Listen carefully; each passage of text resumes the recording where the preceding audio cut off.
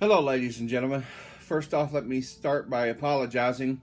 I'm going to apologize because some of you aren't going to like what I'm going to say. Some of you are going to be maybe a little heartbroken or dismayed if you understand the truth and believe the truth. If you don't believe the truth, that's your problem, okay? So I've had many problems with making the videos I've made and then people not understanding the point I was getting to, or because I have such a one-track mind and I get to explaining details of details and then I get sidetracked and they somehow lose it and then they don't understand. But I'm going to be plain and simple and blunt with you right here and tell you exactly what I'm trying to say in this video is that in 1974, when I was 7 years old, a kid lived around the corner from me named Jack Hamburger. His cousin is George Lucas, Star Wars creator George Lucas. They together stole Jedi Knights in the Force from me in 1974 when I was 7 years old. If that's too hard for you to understand, let me say it again. George Lucas and his cousin Jack Hamburger stole Jedi Knights in the Force from me when I was 7 years old. And how they did that was that Jack Hamburger heard me say it, and he told George, so he was at my house every other day trying to get me to go to his house and get on the phone with George Lucas. Finally, when he did get me to understand, his cousin George was on the phone. He wanted to talk to me, and my brother told me what a cousin was. I went over to his house because I was trying to understand, and I even had a lot of cousins. I have almost 26 cousins. I'm one of 26 cousins in my family. But the point being, see how I get sidetracked. I went to his house. I got on the phone with George Lucas. He tried to find out who all knew about Jedi Knights in the Force, and now I know why, because he never planned on keeping his word. And he promised he was going to make me rich and famous. And he asked me more about it, just I think again to find out who knew about Jedi Knights in the Force. And of course my brothers kind of, one remembers and one doesn't. One kind of remembers something, he doesn't. His memory's a little foggy. But again, my brother David, my younger brother, remembers me saying Jedi Knights in the Force several times when we were younger. That was before 77 when Star Wars came out. It was 1974, 3 years before Star Wars came out. I was 7 years old. I put it on paper when I went to Florida months later. I put it in my records, and I had like I said, a sleeve in my other videos. You can go watch it, plastic sleeve that had my immunization book, and each one of my brothers, each of us had our own document sleeve, and I'll show you. I'll just go ahead and put a clip of the picture of it.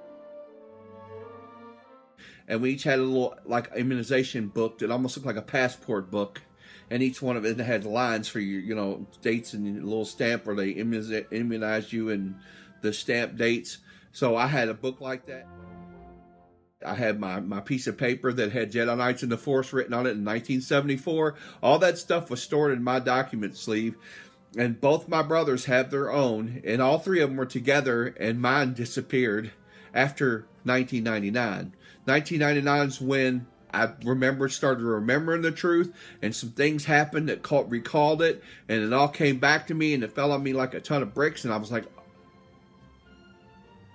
I can't explain to you the words that I felt when I realized that he had taken Jedi Knights in the Force from me in 1974. And I remembered that even when I was in the theater with my father and he took us to see it, I said, "Isn't that my?" And he goes, "No." And that was the last time I remembered in 77 until 1999 when my mother and us was talking, and that's what brought it out. And then I found the piece of paper and saw it, and it still didn't dawn on me where the piece of paper was from, but it was in my document sleeve, and I knew it was my document sleeve, and that's where I put it in Florida in 1974, just a few months later. But kind of funny, because he had an FBI guy named Bob Frederick come to my house in Bedford, Ohio in 2000. Sorry, I have to take that back. It was 2001 before I actually started taking any steps towards contacting him, because I had gone through a lot of stuff in 2000, and I really sat on the story from the end of 99 when I first discovered the piece of paper, and my mother and us were looking at it. And then from 2000, I went and got engaged, and a whole bunch of stuff happened, and I moved to Ohio. So I never really actually started taking any steps to communicate with him until the early beginning of 2001. So I nearly sat on the story, and I was remembering more and more details as I thought about it more and more. Sorry. More and more, the more I thought about it, the more details I could remember about certain things. Some things I still don't remember, but I remember most of it. And anyway, back to where I was. Because 1999 is what I told you when I started remembering all this. In 2000, he had this ex-FBI guy come into my house feeling me out, and he didn't tell me why he was there. He lied to me. He didn't even tell me he was an ex-FBI guy at that point. He just told me he was looking for the lady who used to live where I lived, and I knew her name was Diana.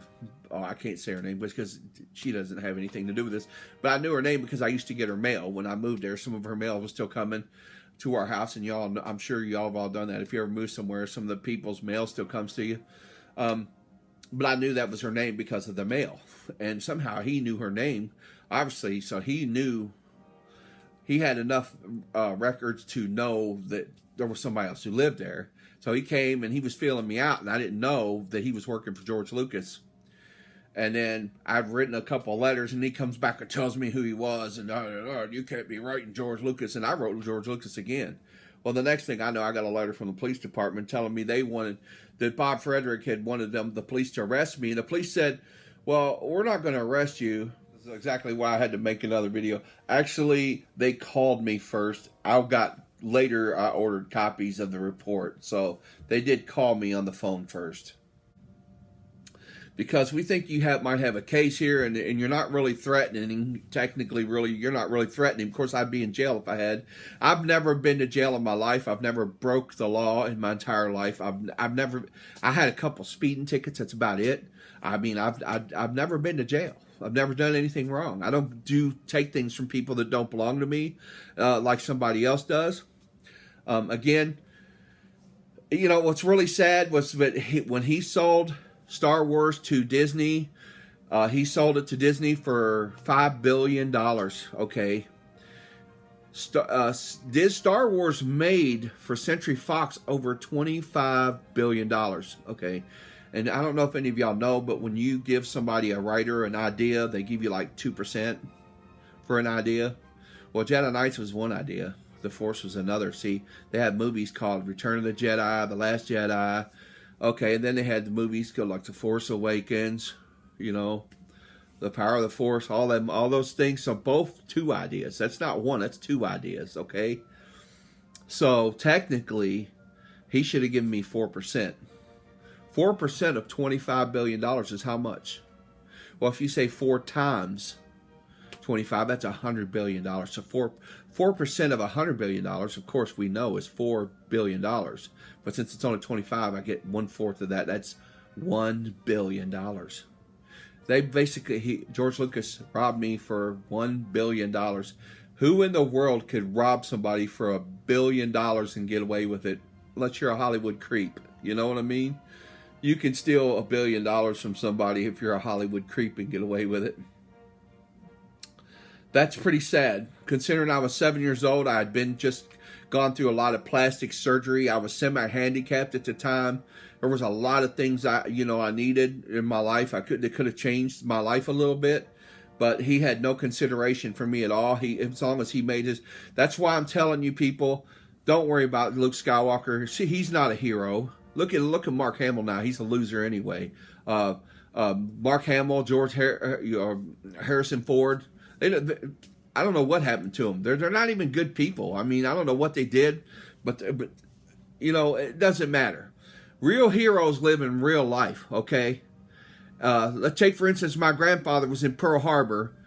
He got hit by shrapnel, and his buddy standing next to him got hit by an ace bullet, and it killed my grandfather's best friend standing right next to him. So you talk about heroes and everything, and it may be hard for you to accept.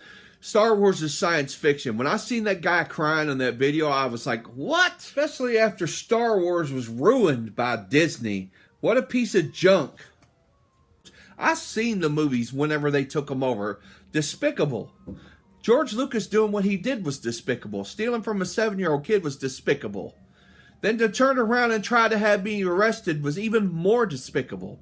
Then to sell it to Star... You know why he stole... This is my... And I swear I believe this is why. He sold Star Wars to Disney because he thought he could get out from underneath the guilt. Because he knows what he did. He knows what he did. And if you don't believe it, that's your problem. Because the truth is the truth. And I'm telling you right now the truth. George Lucas, with his cousin's help, Jack Hamburger, stole Jedi Knights and the Force from me in 1974. 3 years before Star Wars came out. If you don't like it, that's your problem. You have to wake up one day. Real life is going on around you. Stop being worrying about some other fake hero, because he is a fake hero. He's not even a good guy. The guy who wrote Star Wars isn't even a good guy. You be a better guy. Believe the truth. Be your own hero and make something of yourself. Don't worry about what some fake hero did in a fake movie stolen from a 7-year-old kid. Have a nice day.